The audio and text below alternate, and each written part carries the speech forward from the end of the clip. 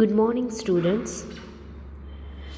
In our last session, I told you about the meaning of long run marginal cost curve, and also that in that diagram there was one mistake, and that mistake is also there in your textbooks. But in today's lecture, આ જે long run marginal cost curve છે એ perfect છે, proper છે. So please refer this and make corrections in your textbooks also, કે આ જે મેં આમાં જે રીતે ડાયાગ્રામ કર્યો છે ને એ રીતે ત્યાં એટલે તમારી બુકમાં શું થયું છે કે LRAC અને LRMC છે ને એ ઇન્ટરચેન્જ થઈ ગયા છે નેમ્સ. સો આવી રીતે તમે એમાં મિસ્ટેક છે એ કરેક્ટ કરી લેજો. સો long run marginal cost curve can be derived from the long run average cost curve. The reason is that long run marginal cost curve is related to the long run average cost curve in the same way as the short run marginal cost curve is related to the short run average cost curve. આપણે જ્યારે average cost અને marginal કોસ્ટની relationship study કરી ને ત્યારે એવું કીધું હતું કે marginal cost is related to average cost. So let us understand the diagram. On x-axis there is output and on y-axis there is cost. LRAC is the long run average cost curve which is U-shaped. LRMC is the long run marginal cost curve which cuts the average cost curve from below. તમને ખ્યાલ જ છે કે marginal cost curve always cuts the average cost curve from below. એટલે marginal cost curve છે એ average cost curve ને નીચેથી cut કરે છે. તો જો આ જે dotted line છે that is LRMC, that is long run marginal cost curve. તો એ long run average cost curve ને નીચેથી કટ કરે છે. Then yes. Now SRAC 1, 2 and 3 are the different short run average cost curve.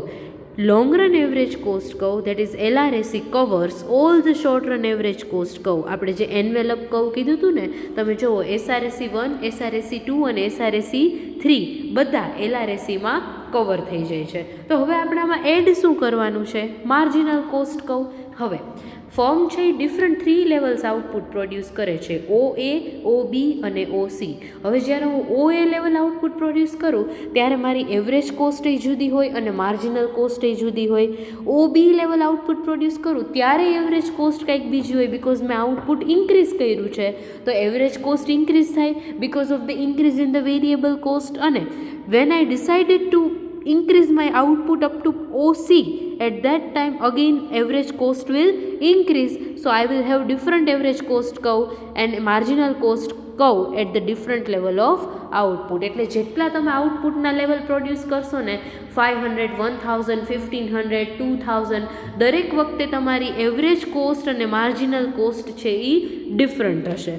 સો આ બધા cost કર્વ્સને combine કરી અને આપણે એક અહીંયા long run marginal cost curve અહીંયા બનાવશું.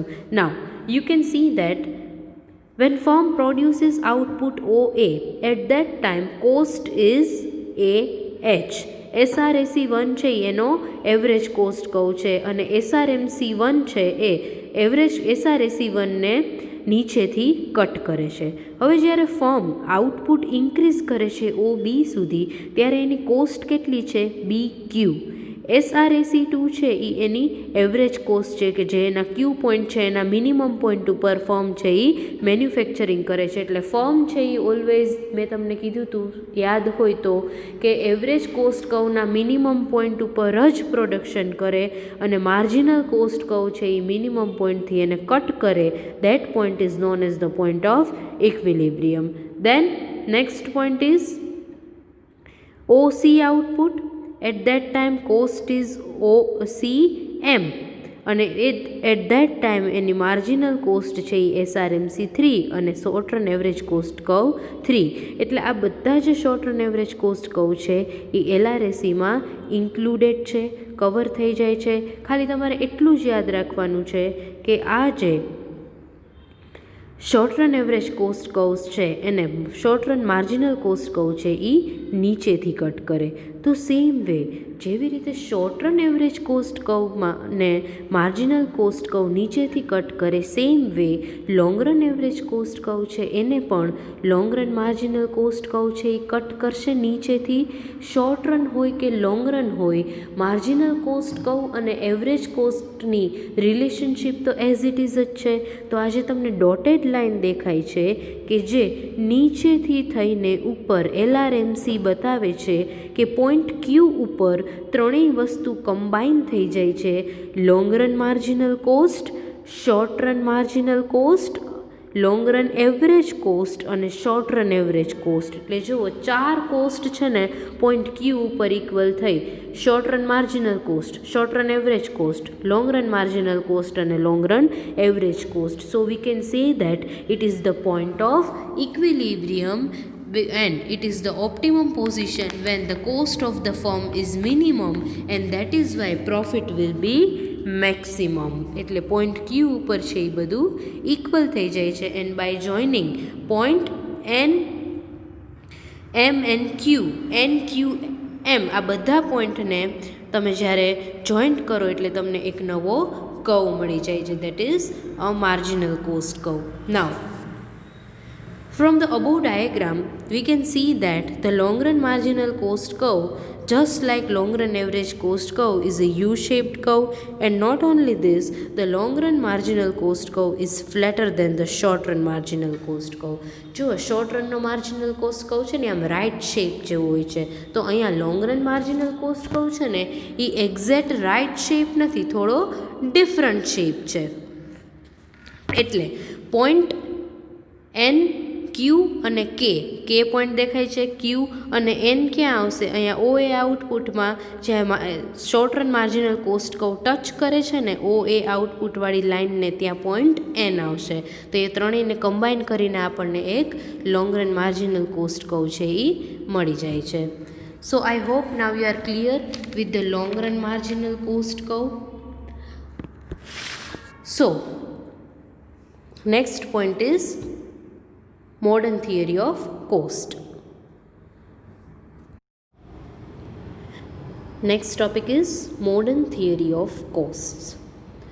અત્યાર સુધી આપણે કોસ્ટના જેટલા પણ કન્સેપ્ટ કર્યા ને, like average fix cost, variable cost, total cost, average fix cost, average variable cost and average total cost and long run average cost curve, all this belongs to traditional theory of cost.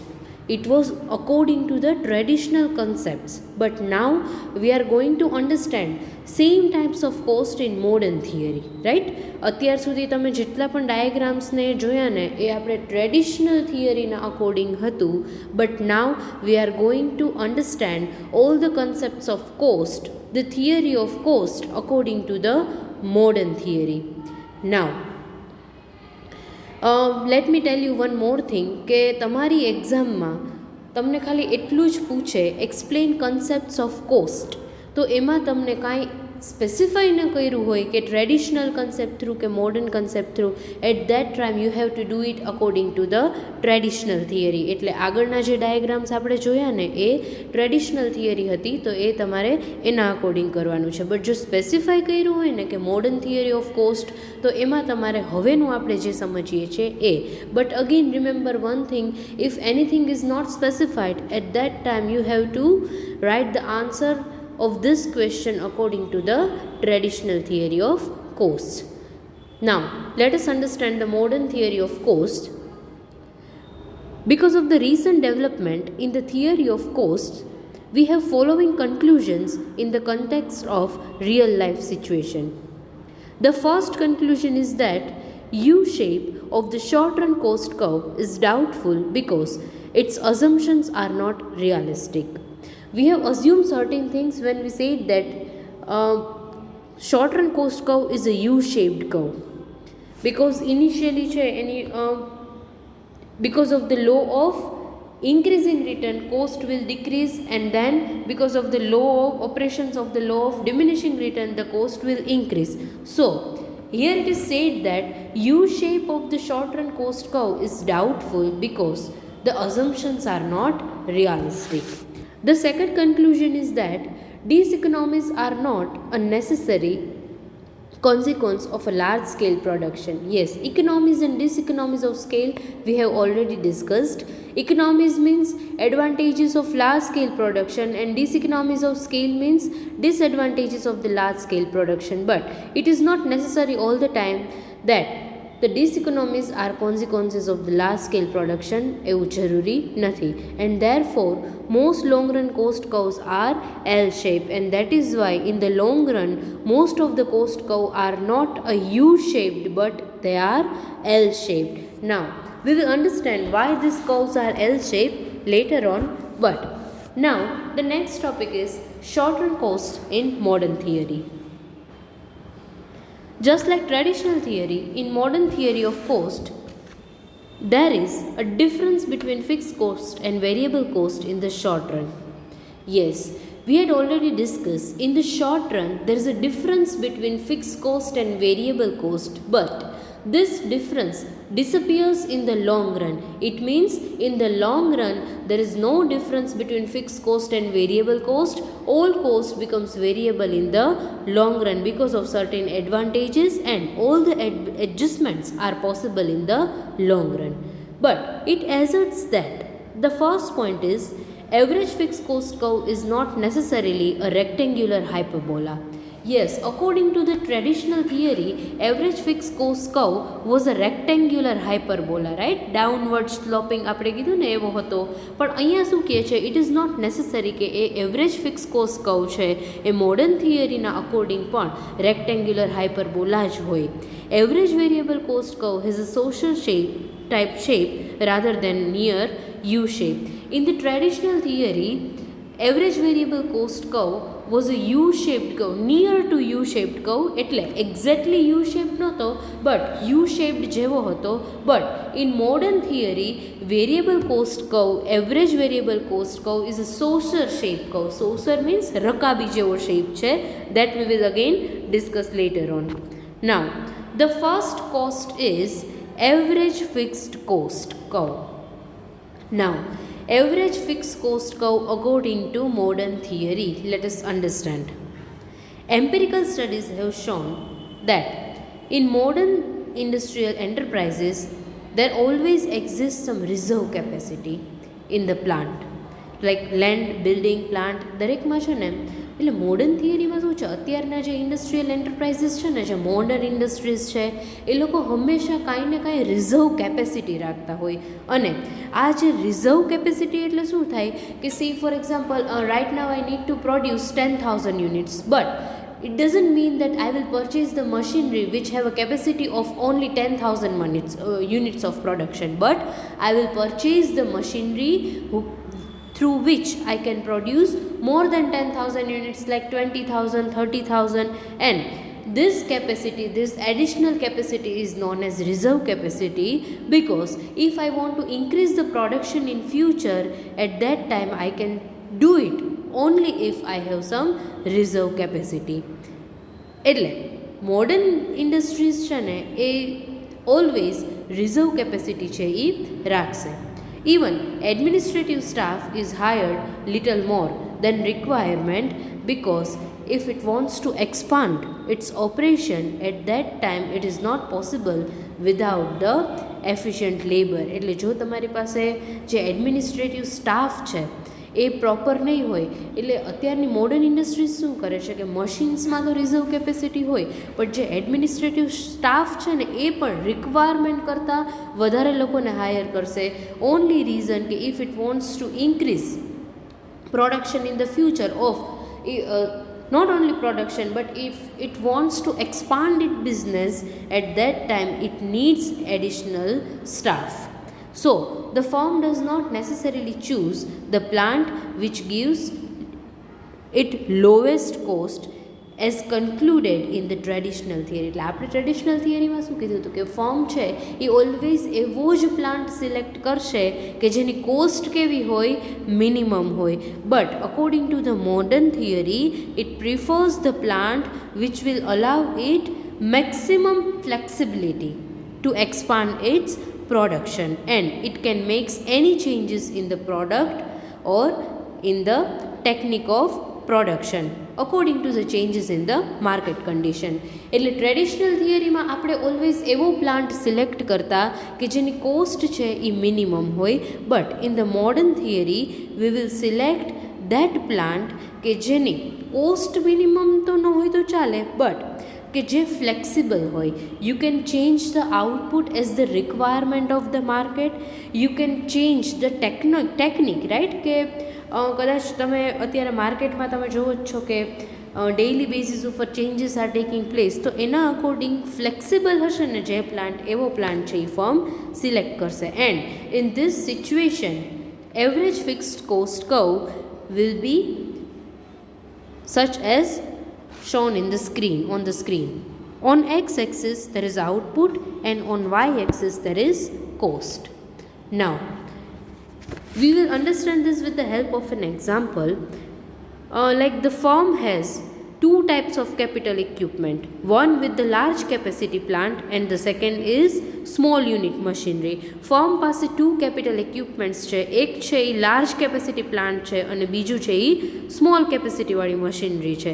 Now the large capacity plant છે એની limit જે short રનમાં છે એ કેટલું output produce કરવાની છે, તો OB. You can see on the screen OB output છે, it shows the plant which have a large capacity of the production. And as far as the small plant is concerned, કે જે firm પાસે small machinery છે એની maximum limit કેટલું production કરવાની છે, that is output OA. So OA represents the output of a small capacity plant and OB represents the output with the large machinery. Now, in the short run, if the firm wants to expand or increase its output up to point B, it can do it either by employing labor for longer hours, it means on overtime basis, or it has to obtain some additional small unit machinery. એટલે small short પીરિયડમાં જો ફર્મને એની પાસે આપણે કીધું કે short period છે તો એમાં small મશીનરીથી firm છે એ OA આઉટપુટ પ્રોડ્યુસ કરી શકશે. But if it wants to increase the output up to OB, તો એ કેવી રીતે થશે, કાં તો એને લેબર પાસે ઓવરટાઈમ કરાવવો પડશે અને કાં પછી આ જે AB ગેપ બતાવે છે ને એટલું એડિશનલ આઉટપુટ પ્રોડ્યુસ કરવા માટે એક બીજું નાની મશીનરી પરચેઝ કરવી પડશે.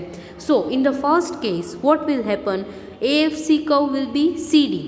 એટલે જ્યારે ફર્મ છે એ OB આઉટપુટ પ્રોડ્યુસ કરે છે ત્યારે એનો એવરેજ ફિક્સ કોસ્ટ કર્વ છે એ CD છે. But letter on in the later case the AFC curve will be shift up to EF. એટલે પછી છે એ AFC કર્વ છે એ શિફ્ટ થઈને EFમાં વયો જાય છે. શું કામ, because if you are increasing the output initially your cost will increase. એટલે જ્યારે ઇનિશિયલી પહેલાં શું થશે, કોસ્ટ ઇન્ક્રીઝ થશે, but you know that average fix cost છે એ જેમ જેમ આઉટપુટ ઇન્ક્રીઝ થતું જાય એમ શું થતી જાય છે, ડિક્રીઝ થતી જાય છે. એટલે જો એવરેજ ફિક્સ કોસ્ટ છે એ પહેલાં CD હતી, પછી આઉટપુટ ઇન્ક્રીઝ કર્યું તો એ ઇન્ક્રીઝ થઈને અપર સાઇડ શિફ્ટ થાય છે, બટ ધીમે ધીમે એ ડિક્રીઝ થશે એટલે પાછી D પોઈન્ટ ઉપર બે કોસ્ટ છે એ ભેગી થઈ જાય છે, weather it is about the OA or OB. એટલે અહીંયા એક એક્ઝામ્પલથી આપણે સમજ્યા. But I think you are now clear કે એવરેજ ફિક્સ કોસ્ટ કર્વ છે ઇટ ઇઝ નોટ નેસેસરી કે it is all the time rectangular hyperbola. Sometimes it is like this also. Now the next is average variable cost curve under the modern theory of cost. The concept of average variable cost in modern theory is same as in the traditional theory. Yes, આ જે traditional થિયરીમાં આપણે average variable cost સમજ્યા ને same way it is same in the modern theory also. But the difference is that the average variable cost curve in the modern theory is a saucer type shape.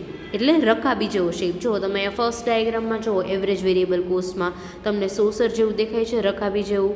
હવે એનું reason શું છે એ પહેલાં હું તમને સમજાવી દઉં. મેં તમને પહેલાં જ એક એવી વાત કરી કે in the modern theory, in the modern industries firm will always have certain reserve capacity.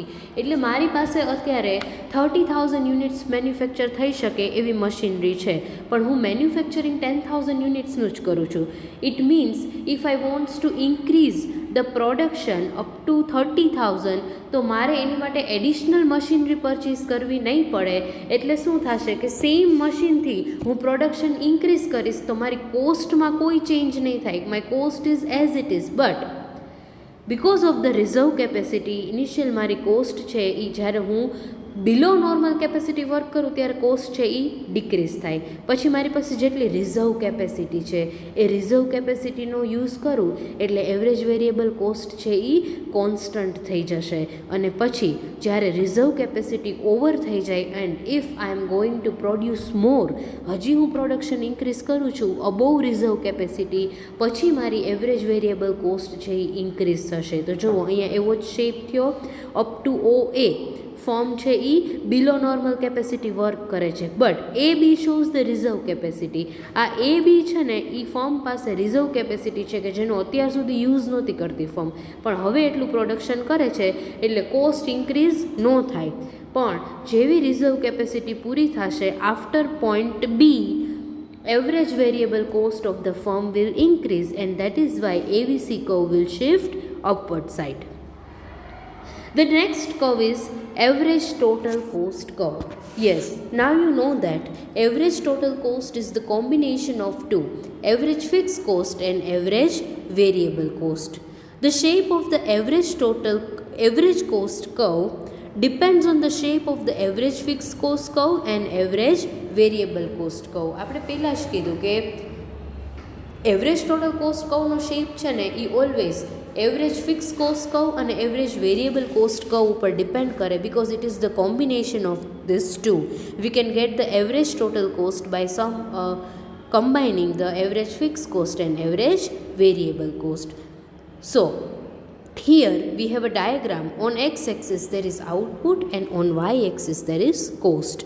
MC is the marginal cost curve, AFC is the average fixed cost curve, FVC is the average variable cost curve, and ATC is the average total cost. Now you can see that we will understand this with example of reserve capacity. Please remember that કે reserve capacity તો form પાસે છે જ. આ A બી જે બતાવે છે ને, the gap between A B, it shows the reserve capacity. Now you can see in the diagram કે A B વચ્ચે જો marginal cost કહું, you know that. હવે હું તમને બધા કહુંના શેપ યાદ કરાવી દઉં. Average fixed cost is a rectangular hyperbola, but here in this case we can say that it is a downward sloping curve. એટલે average fixed cost curve છે એ downward sloping છે from left to right. Average variable cost શું થશે? saucer shape curve જે તમને દેખાય છે. Then average total cost curve. average total cost છે ઇનિશિયલી ડિક્રીઝ થાય છે અને પછી ઇન્ક્રીઝ થાય છે. and one thing you also know that marginal cost curve cuts the average cost curve from below. એટલે marginal cost curve છે એ average કોસ્ટને નીચેથી કટ કરે છે. now average total cost falls steeply up to output level OA. You can see in the diagram કે output OA produce થતું હોય છે ને ત્યારે એવરેજ ટોટલ કોસ્ટ છે એ ડિક્રીઝ થાય છે, બિકોઝ એવરેજ ફિક્સ કોસ્ટ અને એવરેજ વેરિયેબલ કોસ્ટ બે ડિક્રીઝ થાય છે. એટલે એવીસી અને એએફસી બે ડિક્રીઝ થાય તો ડેફિનેટલી એટીસી તો ડિક્રીઝ થાય જ, બિકોઝ એ તો બેનું કોમ્બિનેશન જ છે. બટ બિટવીન એ એન્ડ બી જ્યારે ફર્મ છે એ ઓ એ અને ઓ બી વચ્ચે જે પ્રોડક્શન કરે છે ત્યારે એવરેજ વેરિયેબલ કોસ્ટ છે એ કોન્સ્ટન્ટ થઈ જાય છે, એક સ્ટ્રેટ લાઇન દેખાય છે. The only reason is that because of the reserve capacity. ફર્મની પાસે જ્યારે રિઝર્વ કેપેસિટી હોય ને ત્યારે એને એડિશનલ એક્સપેન્સ ન કરવા પડે, એટલે એટલા ને એટલા એક્સપેન્સમાં છે એ પ્રોડક્શન વધારે થઈ જશે. Now while average fixed cost is falling and therefore average total cost also falls up to output O B. એટલે જો જ્યારે એવરેજ વેરિયેબલ કોસ્ટ છે ને કોન્સ્ટન્ટ છે ને બિટવીન એ બી, ત્યારે એવરેજ ફિક્સ કોસ્ટ શું થાય છે? ડિક્રીઝ થાય છે. અને એટલે જ પોઈન્ટ બી સુધી એવરેજ ટોટલ કોસ્ટ પણ શું થશે? ડિક્રીઝ થશે. તમને દેખાય છે પોઈન્ટ બી સુધી એવરેજ ટોટલ કોસ્ટ ડિક્રીઝ થાય છે. એવરેજ ફિક્સ કોસ્ટ તો ડિક્રીઝ થાય જ છે અને એવરેજ વેરિયેબલ કોસ્ટ છે એ કોન્સ્ટન્ટ થઈ ગઈ છે. નાઉ after point B average variable cost increases because now firm do not have any reserve capacity. જેટલી પણ રિઝર્વ કેપેસિટી હતી એ બધી યુઝ થઈ ગઈ છે, એટલે હવે એવરેજ વેરિયેબલ કોસ્ટ શું થશે? ઇન્ક્રીઝ થશે. દેન એવરેજ વેરિયેબલ કોસ્ટ છે એ જેટલા પ્રપોર્શનથી ઇન્ક્રીઝ થાય છે ને એના કરતાં ઓછા પ્રપોર્શનથી એવરેજ ફિક્સ કોસ્ટ છે એ ડિક્રીઝ થાય છે. એટલે શું થશે કે ડિક્રીઝ ઓછું થયું એવરેજ ફિક્સ કોસ્ટ અને એવરેજ વેરિયેબલ કોસ્ટ ઇન્ક્રીઝ વધારે થઈ, એટલે એવરેજ ટોટલ કોસ્ટ છે એ ઇન્ક્રીઝ થશે after point B.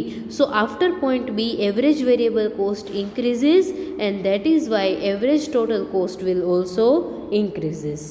Now let us come to marginal cost.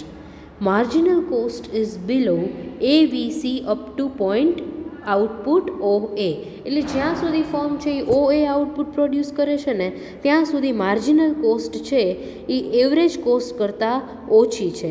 પછી જ્યારે ફર્મ પાસે reserve capacity, marginal cost means additional cost means cost of producing and additional output. But અહીંયા તો ફર્મ પાસે reserve capacity છે between point A and B.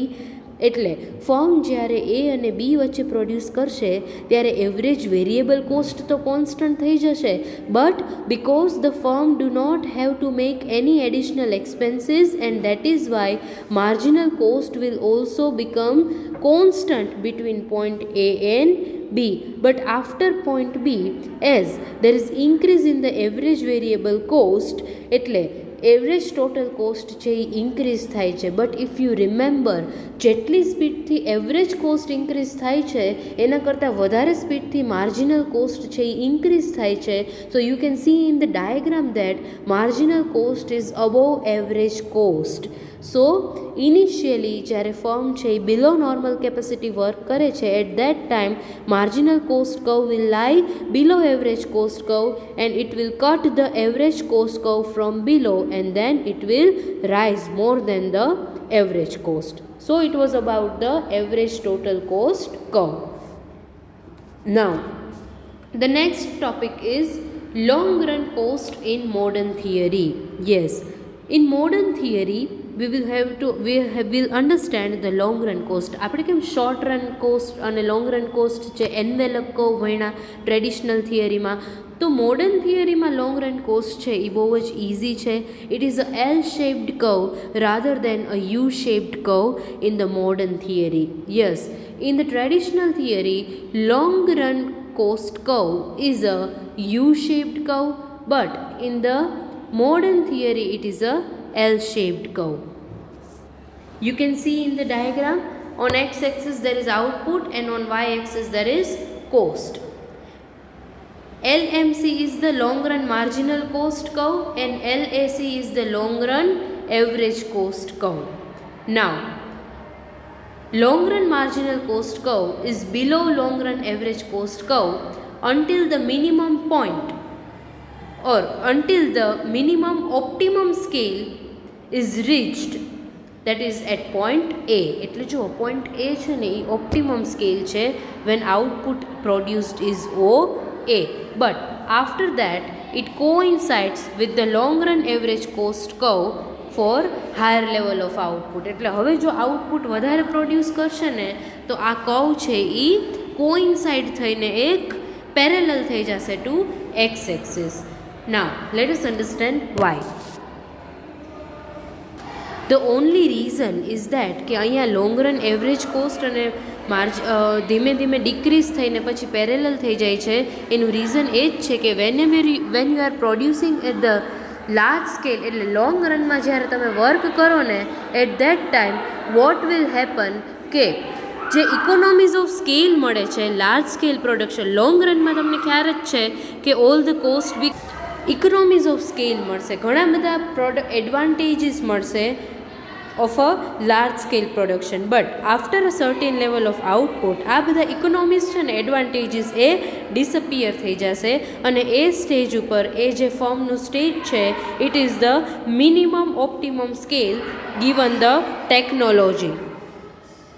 So when you produce at the large scale, જ્યારે તમે large scale ઉપર production કરો છો ને ત્યારે long run average cost curve છે એ ડિક્રીઝ થાય છે, it remains constant and at very large scale of output. એટલે બહુ વધારે પડતું લાર્જ સ્કેલ આઉટપુટ થશે ને ત્યારે કોન્સ્ટન્ટ થઈ જશે, એમાં કોઈ ઇન્ક્રીઝે નહીં થાય ને ડિક્રીઝે નહીં થાય. એટલે તમે અહીંયા જોયું ને કે લોંગ રનમાં જ્યારે તમે લાર્જ સ્કેલ ઉપર પ્રોડક્શન કરો છો તો લોંગ રન એવરેજ કોસ્ટ છે because of the economies of scale decrease થઈ જશે અને પછી એ કોન્સ્ટન્ટ થઈ જાય છે.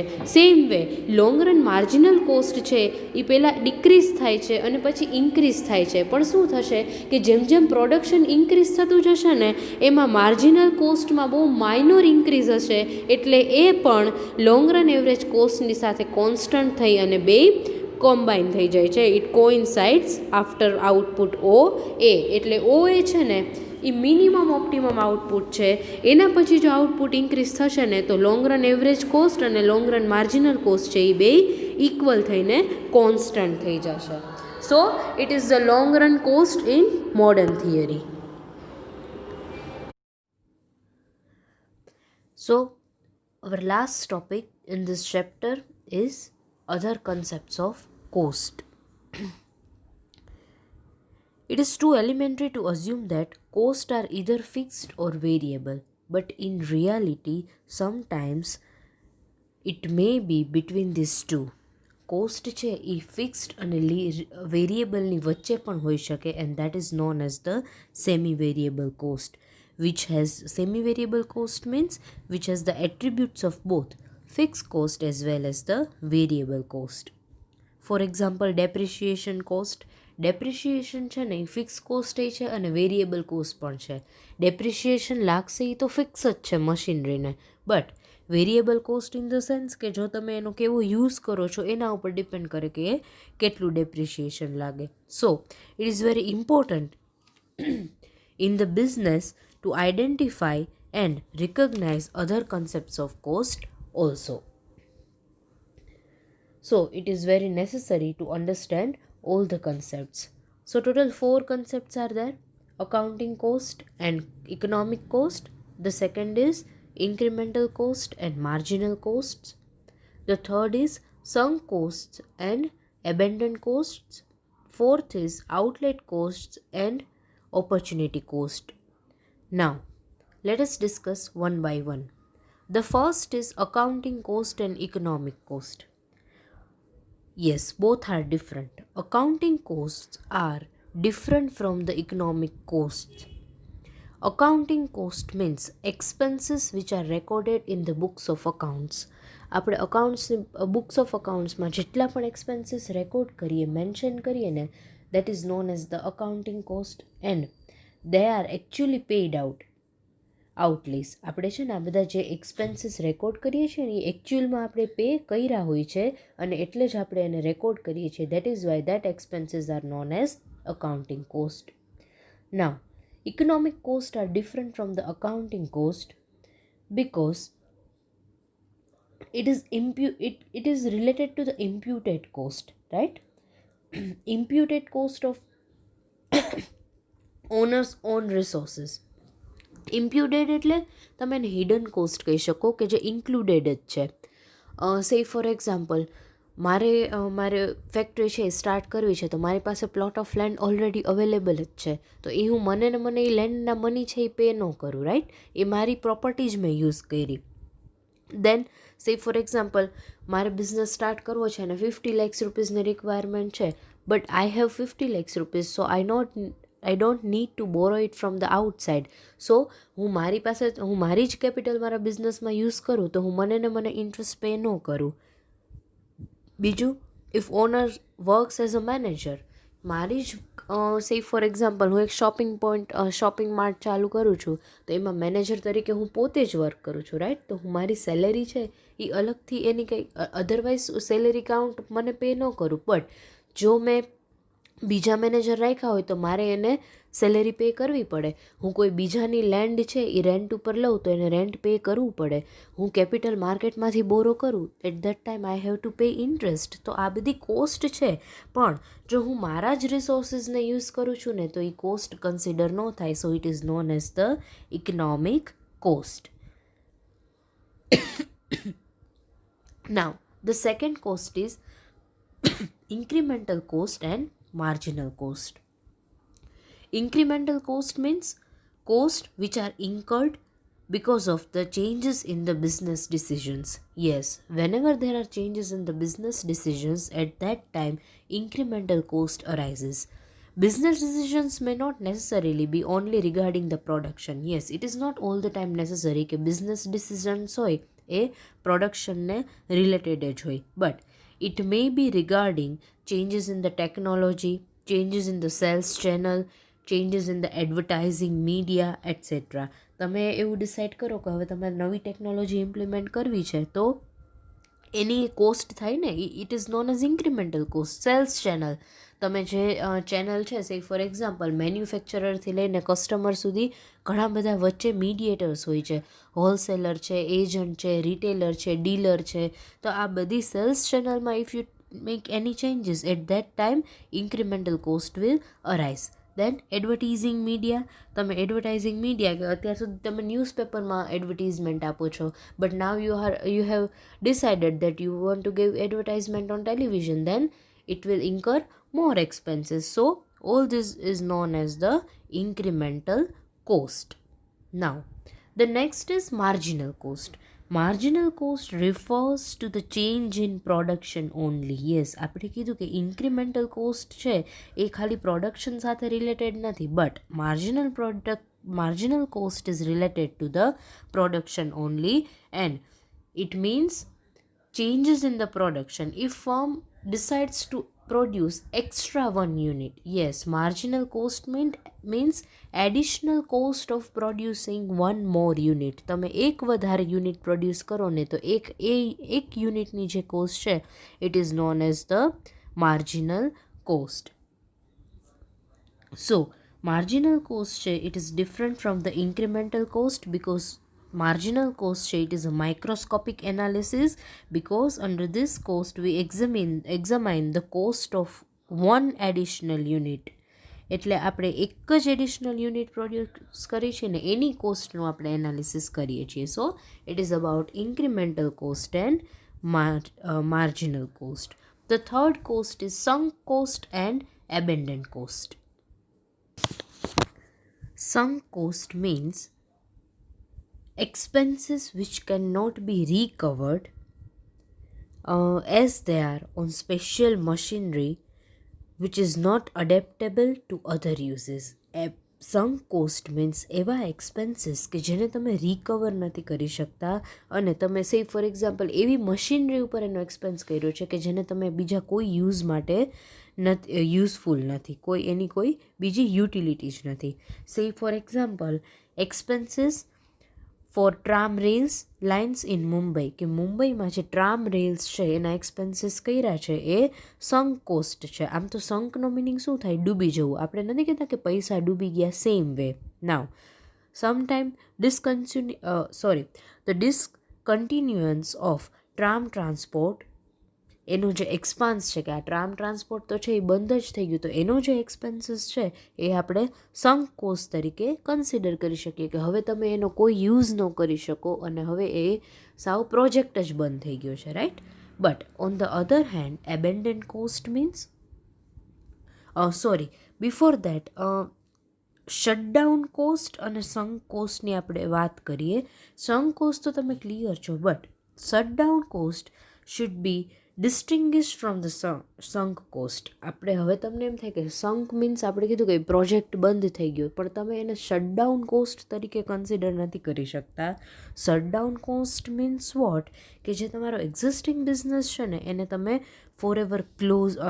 એને તમે પ્રોડક્શન એક્ટિવિટી છે એ બંધ થઈ જાય છે ફોર અ ટેમ્પરરી ડ્યુરેશન. એક પર્ટિક્યુલર ટાઈમ પીરિયડ માટે તમે જો પ્રોડક્શન એક્ટિવિટી બંધ કરતા હોય તો તમે એને શટડાઉન કોસ્ટ કરી શકો. બિકોઝ તમે થોડા ટાઈમ માટે પણ બિઝનેસ બંધ કરો તો અમુક જે ફિક્સ એક્સપેન્સીસ છે you have to incur and you have to pay that expenses.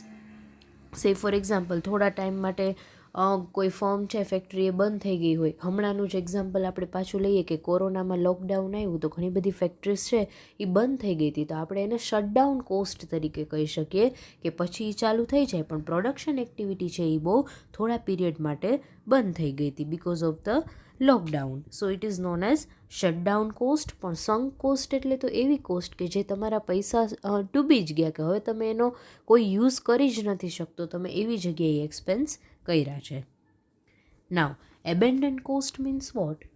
It arises when the business activity is abandoned or closed forever. જ્યારે બિઝનેસ એક્ટિવિટી છે ને એ ઓલવેઝ હંમેશા ફોરએવર માટે બંધ જ થઈ જાય અને જે કોસ્ટ થાય એને એબેન્ડન્ડ કોસ્ટ કહેવાય.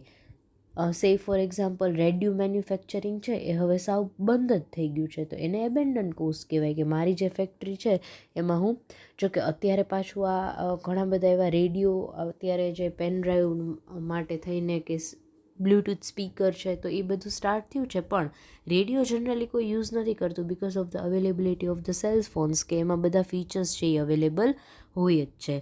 તો રેડિયો મેન્યુફેક્ચરિંગ છે એને આપણે એબેન્ડન કોસ્ટ કહી શકીએ. સો this is clear from the discussion that the cost, distinct cost is useful now to management faced because the management face various problems, so it is very important to distinguish the different cost. એટલે આપણે sunk cost અને abandoned cost છે એ clear છે, right? Now the fourth is outlay cost and opportunity cost. Outlay cost means what, કે તમે જે actually expenses જે cost incur કરો છો ને એને આઉટલે કોસ્ટ કહેવાય. Like raw material charges, wages of labour, electricity bills. તમે જો રો મટીરિયલ પરચેસ કરો તો એની માટે પે કરવું પડે, લેબરને વેજીસ પે કરવા પડે, પછી ફેક્ટરી ચાલુ હોય તો ઇલેક્ટ્રિસિટીની રિક્વાયરમેન્ટ હોય તો ઇલેક્ટ્રિસિટી બિલ પે કરવું પડે. સો ધીસ ઓલ કોસ્ટ કે જેને તમે આઉટસાઇડ પે કરો છો બીજાને, this is known as the outlay cost. But opportunity cost on the other hand means કે તમારી પાસે કોઈ પણ બિઝનેસ કરો છો તો you have to different opportunities in front of you, કે તમારી પાસે ઘણા બધા ઓપ્શન છે. હવે સે ફોર એક્ઝામ્પલ મારી પાસે 50,000 રૂપીઝ છે તો હું એ 50,000 છે એનો શું યુઝ કરીશ, કાં તો હું એમાંથી એક સ્કૂટર પરચેસ કરીશ અને કાં પછી એનું એક લેપટોપ પરચેસ કરીશ.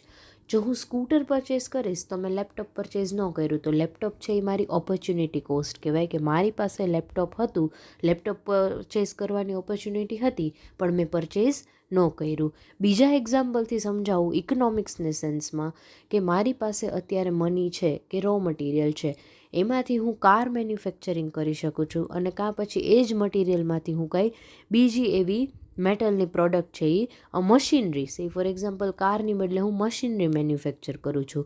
તો જો હું કારનો ઓપ્શન સિલેક્ટ કરીશ તો મશીન મેન્યુફેક્ચર કરીને એમાંથી જે મને પ્રોફિટ અર્ન કરવાની ઓપોર્ચ્યુનિટી હતી એ મેં લેટ ગો કરી. સો મશીનરી છે એ મારી ઓપોર્ચ્યુનિટી કોસ્ટ થઈ ગઈ. સો તમે જ્યારે ઓપોર્ચ્યુનિટી મીન્સ તક, એટલે જ્યારે તમે એક ઓપ્શન સિલેક્ટ કરો છો અને બીજા ઓપ્શનને લેટ ગો કરો છો, દેટ ઓપ્શન કે જેને તમે લેટ ગો કોમ્પ્રોમાઇઝ કર્યો, કોમ્પ્રોમાઇઝ નહીં લેટ ગો કર્યો, that is known as your opportunity cost.